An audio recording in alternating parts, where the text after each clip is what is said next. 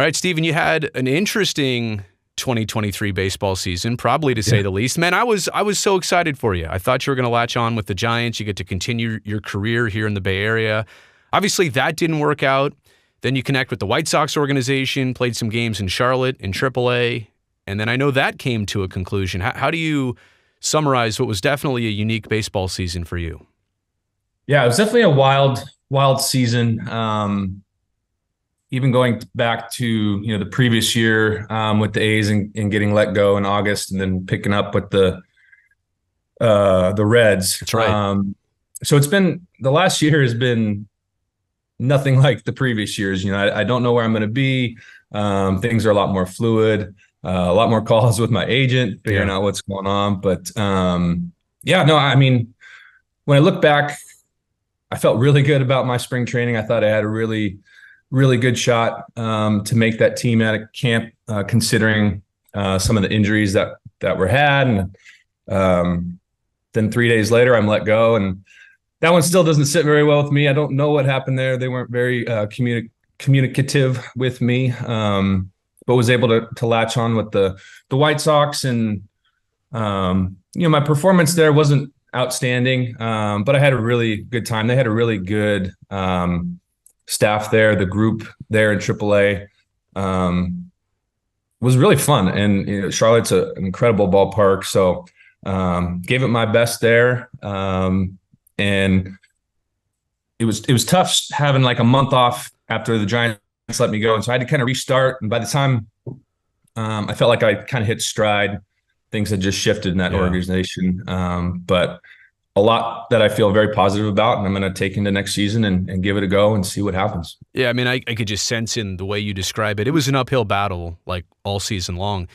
Mm-hmm. That being said, and it was different than any other season that you've ever been through, did you still have some takeaways? Did you learn anything about yourself? Were there some positive notes despite maybe some things that didn't work out?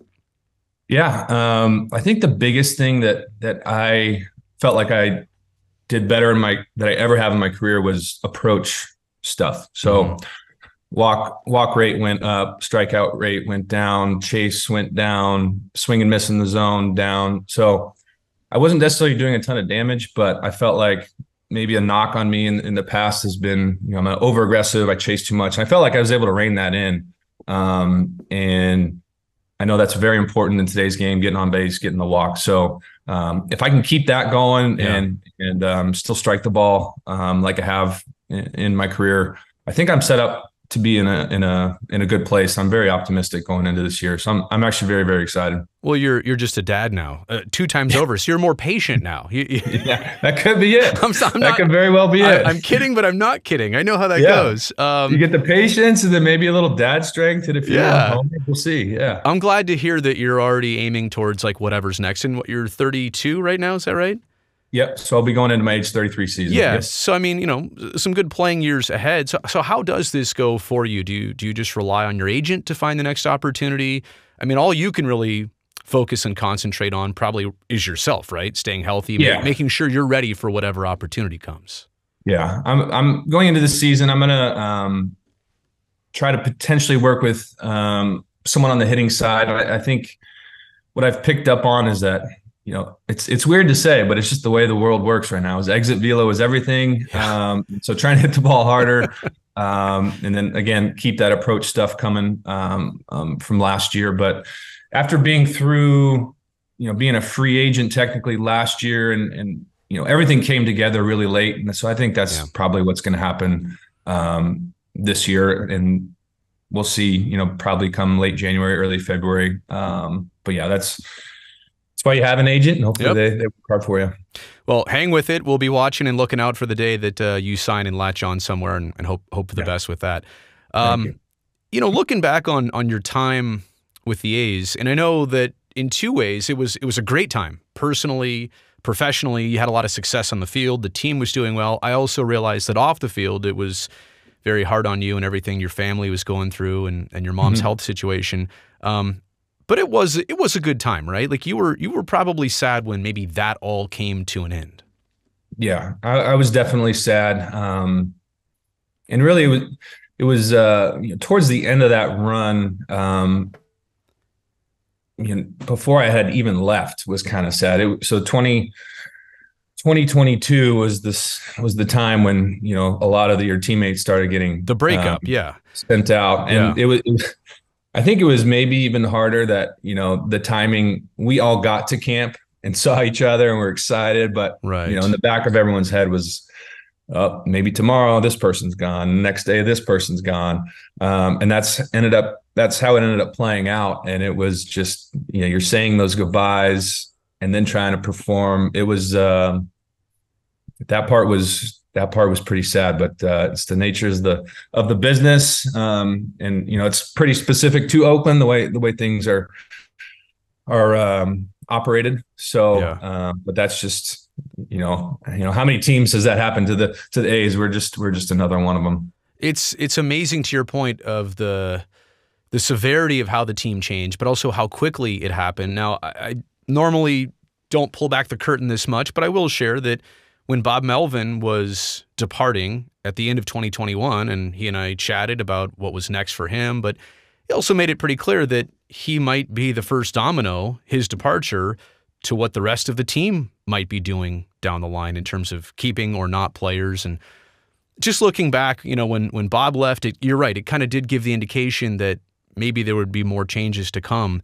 And I think I can see it. Like, it really did hurt on some level to you and your teammates. And you probably asked the question, like, why would anybody do this? Why would a team do this? I know it's what the A's do, but in that moment, and maybe even here years removed, does it make a lot of sense?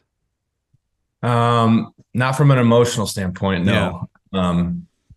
It's not what I hope for the game of baseball either. I understand there's a business component that seems immovable. That's just the way it is. But that's why you play. You play to develop those relationships, that camaraderie. And once that's built and it's so unique, that's what you want to hold on to for as long as possible. You want to see that go for 5-10 years. And, the bonds that we would make as players, I'm sure the fans would make, with us and with themselves. And I think that's the purpose of baseball. I think that's the purpose of sport. But clearly the financial component has the final say and is the driver. And it's really unfortunate, but there's not a whole lot we can do as players, but I'm thankful for the time that we had, and those are memories, and we're still in contact with all these guys. We're all rooting for all the guys in the postseason. I was about to say, like it's cool to watch them continue to succeed. Do we wish we were all doing it together? Absolutely. Yeah. But we're still pulling for each other because that bond is so strong and powerful. I've done this. I'm sure you've done it too lately, putting together like a playoff team roster for the A's in this season, and the group that like you could actually still have together that you already had. All you had to do was keep it together, and what that group might do in these playoffs.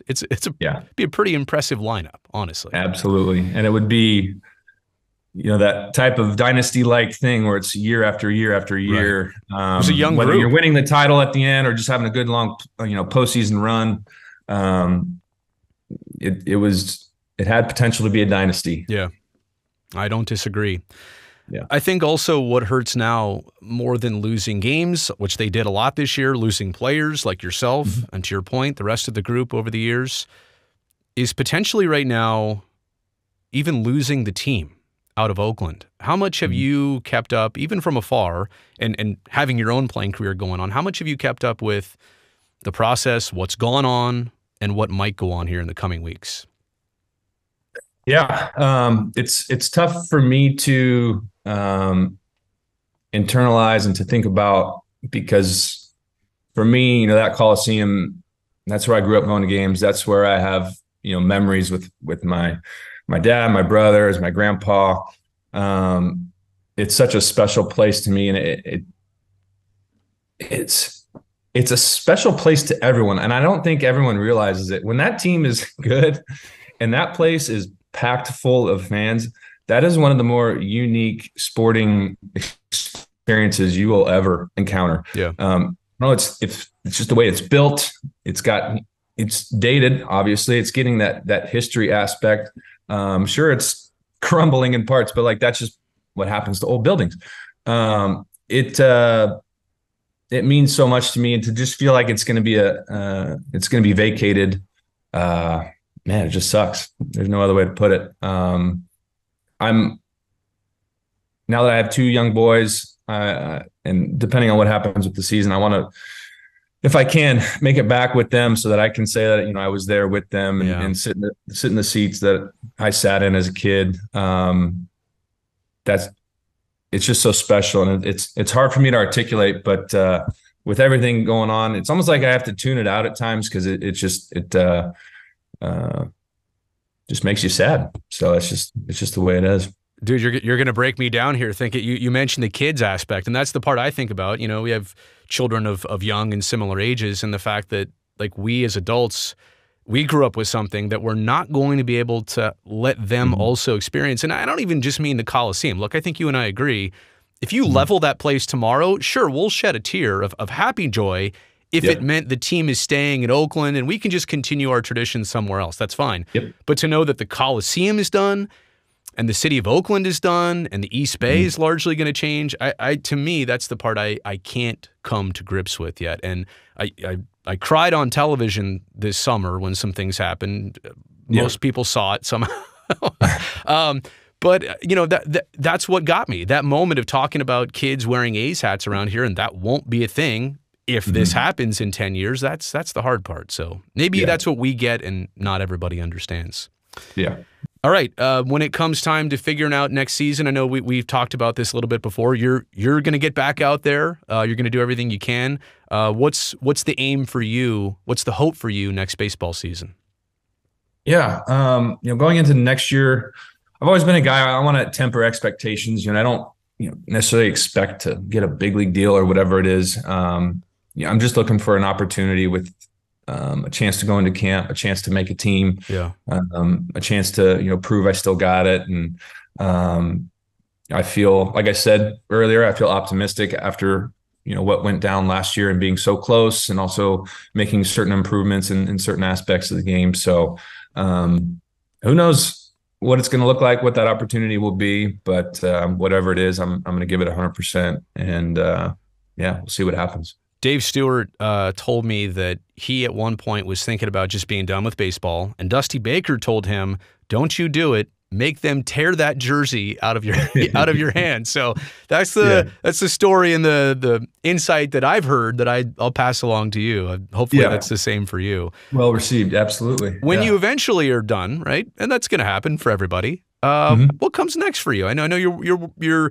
consumed being a dad. You've got a lot of other things going on. Have you ever thought about that? Like what you might be interested in? That question has come up more recently. And man, I don't know. No rush right now. Yeah, there's no rush. Thinking, within the game of baseball, which is where I've been for years, whether, could it be coaching? Could it be front office? Could it be some sort of media, something? Yeah. I've loved this game. It's something that I think I want to remain around. But I'm just going to keep the options open, not worry about it too much. I don't want to be distracted by that thought while I'm training. I don't want to have the, working really hard, but I could pivot and do this. I want to go all in, at least, for this next season to see what happens. But, those questions are starting to pop up, and, I've had a few teammates now that have retired and gone on to do different things, and, chatting with them about, what that process was like for them. And, so we'll see what happens. Don't know, but, keeping the options open. Chad Pinder's got into representing players as an agent, scouting. Obviously, what Stephen Vogt's doing up in Seattle. I'm pretty sure Liam Hendricks in that accent, he's got to be on television somewhere at some point. At some point, right? Absolutely. But I'll say this. The reason people are asking you, I don't know if you put this together, the reason people are asking you is because they see so many opportunities for you, no matter what it is, and they're just curious which one you might pick. So that's probably the reason most people are asking. I appreciate you saying that. Last thing, plans for this winter. You're back home here. We're actually, just a few miles apart right now. You got the kids. Are you still making wine? What are you up to these days? I am, yeah. All right. It's actually right around this corner here. It's that part's going okay. Okay. But it's hard. Yeah, I got I'm a sure. fishing trip. I got a fishing trip planned. My youngest brother Austin's getting married at the beginning of November. Really looking forward to that. Got another buddy wedding.